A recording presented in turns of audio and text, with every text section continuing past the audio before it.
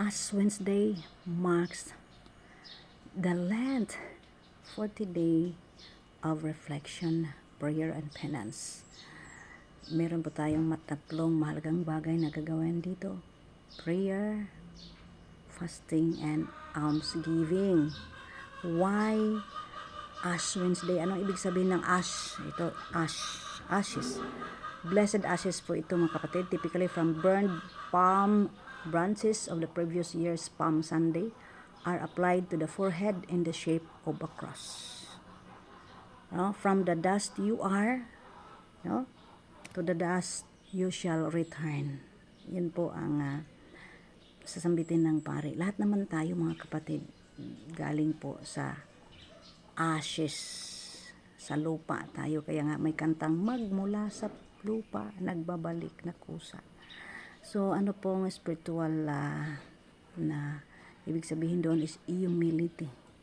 Kahit sino pa tayo, kahit ano pa tayo, kahit gaano pa tayo ka-influensyado dito sa mundo, kahit buong mundo, atin na.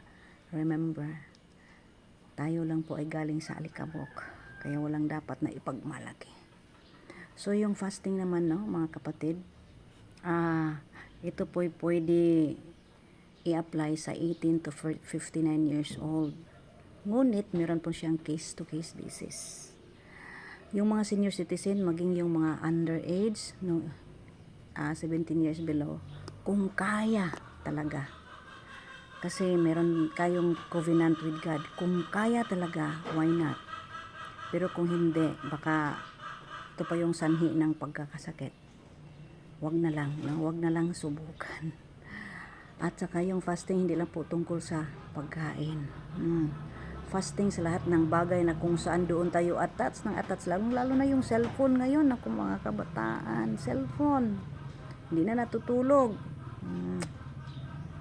At ano pang iba na mga dapat i-fasting natin. So, ako din, suriin ko yung aking sarili, kung ano yung dapat kong kaltasan, i-fasting, sa aking buhay, abstinence, So, encourage ko din kayo, lahat ng mga viewers, na kung ako nag-observe sa aking sarili, kung nagninilay-nilay ako kung ano yung dapat kong i-fasting, hindi lang sa pagkain, maging yung paborito nating gawin, na halimbawa, mas luxurious yung ating gagamitin sa ating pera, i-fasting natin yan, nasa halip ibigay natin sa simbahan para yung mga project sa simbahan maayos na, So, yun po mga kapatid. So, itong blessed ashes na ilagay sa noo, ayan, i-bless yan ng pare. From the dust you are, and to the dust you shall return. Lahat tayo babalik talaga sa pagkaalikabok, Wala talaga tayong dapat ipagmalaki. Spiritual focus of Ash Wednesday sets to the tone for Lent as time for spiritual renewal and drawing closer to God. So, panahon po ito sa pagnilay-nilay, pagsisisi. Lahat ng mga kaaway natin, patawarin natin. Kung hindi natin kaya, hingin natin sa Panginoon Diyos, Lord, para makayanan ko ito, have mercy on me. Hindi lang ito nilalagay sa noo, yung ashes para lang magmukhang banal tayo. Hindi lang dahil Katoliko tayo, identity natin yun, hindi. Kundi, it reminds us na walang dapat ipagmalaki dito sa mundo. It reminds us na pagmamayari tayo ng Diyos.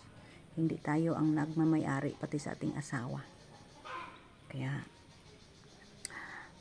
mamaya pa yung aming ashes, yung mamaya pa 5 PM dito sa St. Francis of Assisi Parish, Caliat, Quezon, Nueva Vizcaya.